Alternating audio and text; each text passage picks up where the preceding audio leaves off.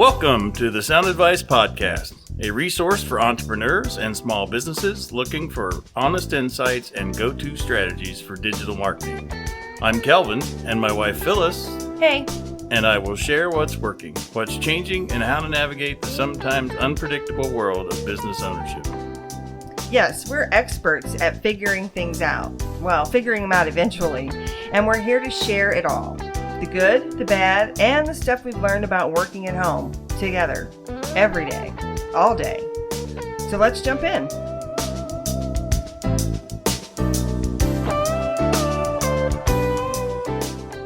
Hi, and welcome back to the Sound Advice Podcast. This is Phyllis, and Kelvin is with me again today. Nope. Yeah. And we are still podcasting about podcasting. We've got a couple more to share with you. Today, we're really going to talk about some of the planning steps that you need to do as you're getting started. The good news is that lots of these things we're going to talk about today, you really just sort of have to do once. Once you kind of get it started and you make a couple of these early decisions, you're well on your way to having your podcast ready to go. Yes, you got to start somewhere. Yeah, you do. Name would be good. Yes, absolutely. That's a great point. What are you going to call your podcast? You got to give it a name. Doesn't have to be perfect. Doesn't have to be great. It should be original. Should be unique. You really shouldn't infringe on someone else's trademark, and your show should be original enough not to be confused with other shows, so that it can be found. It should be descriptive. People search for podcasts on mobile devices, so you may only get a brief glimpse to show that your show is of interest to them. It should be easy to pronounce and spell, like Sound Advice Podcast. Yeah. Makes it easier to remember. Yeah, it does. Those are great points. So what you might want to do if you're playing around with some words, I've had people ask me, does it have to be the exact same name as my business? The answer is no. I mean, Sound Advice is part of the name of our business, and it just made sense to also be the name of our podcast. Plus, we like to think that we're giving you sound advice. Yes, well, we're trying to, for sure. But it does not have to be the same. So give yourself some freedom. Kelvin made a really good point. I think that this is probably one of the easiest ways is to think about if you know the kinds of the type of content you're going to be providing to your audience. Think about what they might be typing into a search bar, whether it's in a Google search or a search on iTunes. Like, what kinds of things are they going to be searching? So in our case, like maybe they're searching for information about podcasting, right? So our podcast might come up that way. One of the things you might want to do is a little bit of research. Number one, you want to make sure that somebody else doesn't have a podcast of the exact same name. That would be a good idea. Yes. For example, there actually is a podcast called Sound Advice. Ours is the Sound Advice Podcast. Slight difference.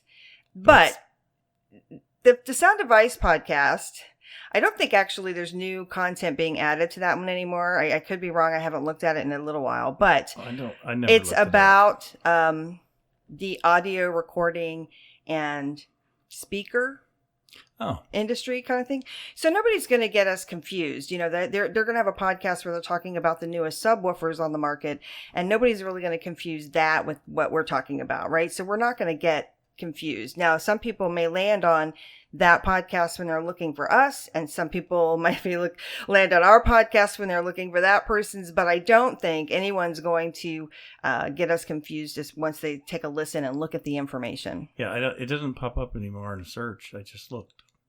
Okay, well, maybe they've taken it down. So we were talking about the Sound Advice Podcast. There is a Sound Advice Podcast that takes you to a page that takes you to check out our main website at voiceoverinfo.com. So that's not what we do either. Right. We don't do voiceover work. We don't.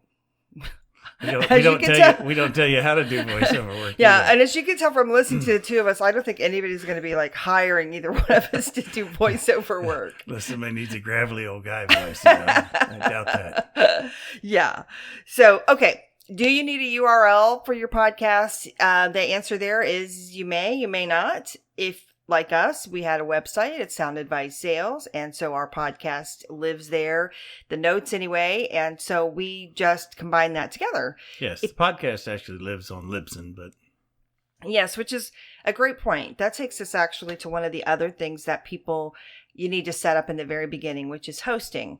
I don't want to get really technical, but a podcast is basically an MP3 file. It's an MP3 audio file, and that digital file has to live somewhere. And whether you want to call it the cloud or your hard drive or wherever it may be. Right, exactly. It's got to live somewhere. Right. And so even if you're going to have a modest success, you may, again, have several hundred people who are going to try and listen to that podcast and basically access that file maybe, in the same day. And at the same time. Yeah. And potentially shortly after it's released. Yeah, absolutely. That's very common when podcasts, especially if people have subscribed, they're going to get notified, hey, there's a new episode that came out. And a lot of people do download new episodes right away. So you have to have a host that can handle that. Most people's websites are not built for that, and we don't recommend using it. It would actually become, unless you're an enterprise level company, it would be really, it's not cost effective. And your hundreds, thousands of people trying to download something from your server at the same time, or wherever your website lives, is a good possibility your host of your website's not going to like you anymore. Right. And if they're going to charge you a ton of money to handle the bandwidth of the downloads. Right. But before they do that, they might just shut your whole site down temporarily and go, hey, what's going on? And you don't want that. So good news. There's really, really simple solutions for this. There's actually a number of companies that do host podcasts, and we specifically recommend using Libsyn. We've been using them. Pretty simple to work with. Yeah, they're really simple to work with. Their pricing is really reasonable. You can start using them. It is a monthly subscription service of $5. You can start with as little as $5 a month. The maximum is $75 a month.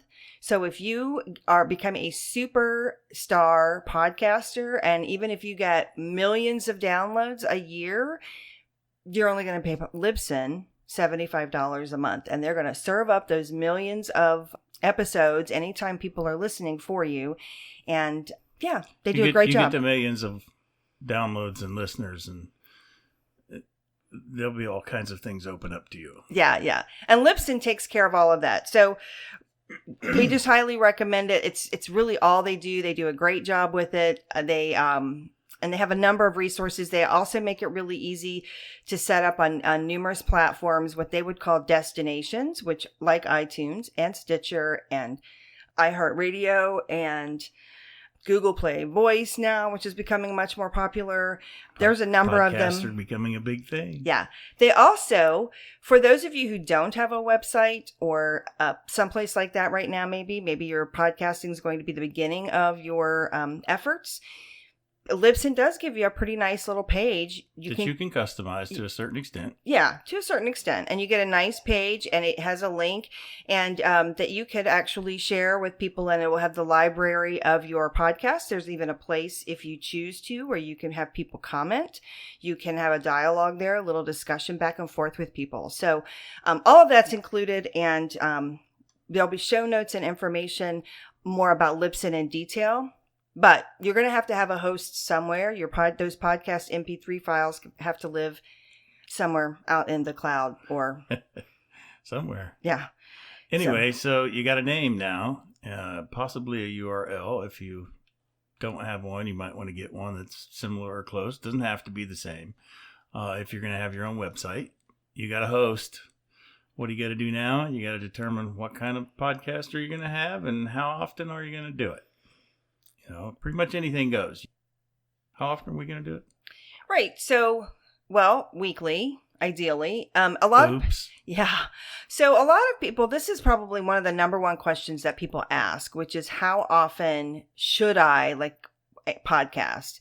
And I really do like to say that there are no rules in podcasting, because there really aren't. It's really what's up to you and what's best for you. If you can't come up with interesting original content once a week, then I wouldn't podcast just for the heck of it. But again, most people can generate content and have good information. However, if you want a podcast just for the heck of it, feel free.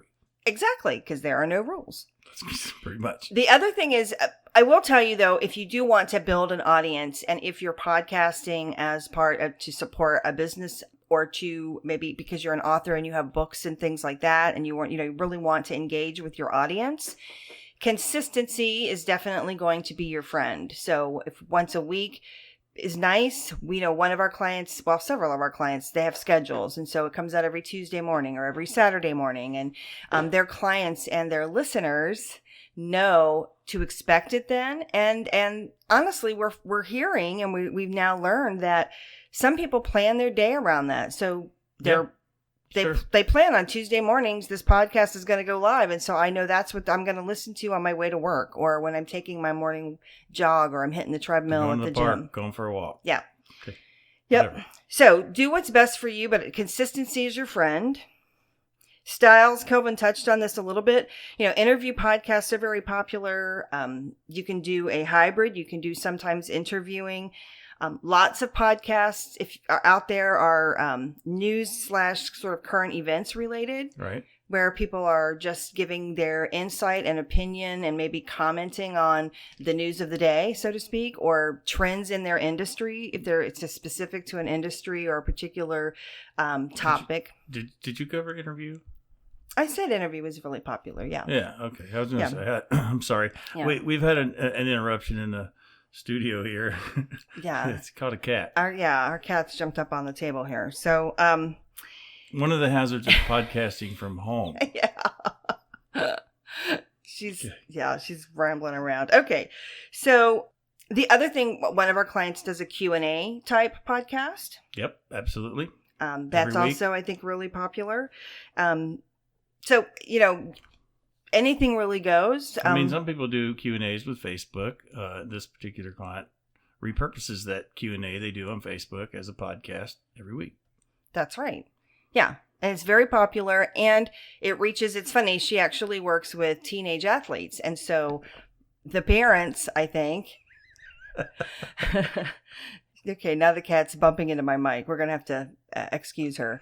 So the parents, I think, listen to the Q&As on Facebook. And then I think the athletes themselves, the teenage kids, listen to it on the podcast. So she's reaching her target audience in two different ways, because those target audiences want to get that information in different ways. The kids don't want to be on Facebook, and the parents are usually, I think, driving them to a meet when the kids are listening on their podcast.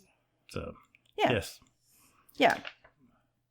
So I will give you an example too. One thing I wanted to touch on when it comes to frequency, there's several podcasts that have become very popular. There's a couple, but I'm going to mention one specifically called Being Boss. It's a great podcast. It's two women who both own a small business, and they talk. Sometimes it's just the two of them talking. Sometimes it's the two of them with a guest.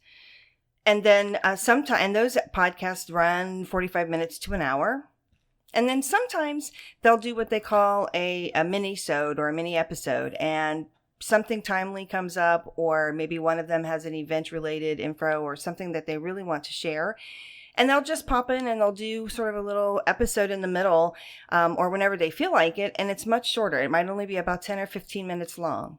So when we say there are no rules, there really aren't. Well, or like with the Q&A show, you decide you're going to have an interview one time. Mm-hmm. You can just throw that in as an extra episode or add it to your regular rotation.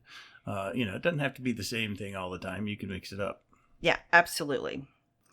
All right. So if you've made those decisions and you've got your first couple of episodes and the ideas, and you kind of know what you want to talk about maybe, or you've got your interviews lined up, if that's the way you're going to go, it's time to start recording. Absolutely.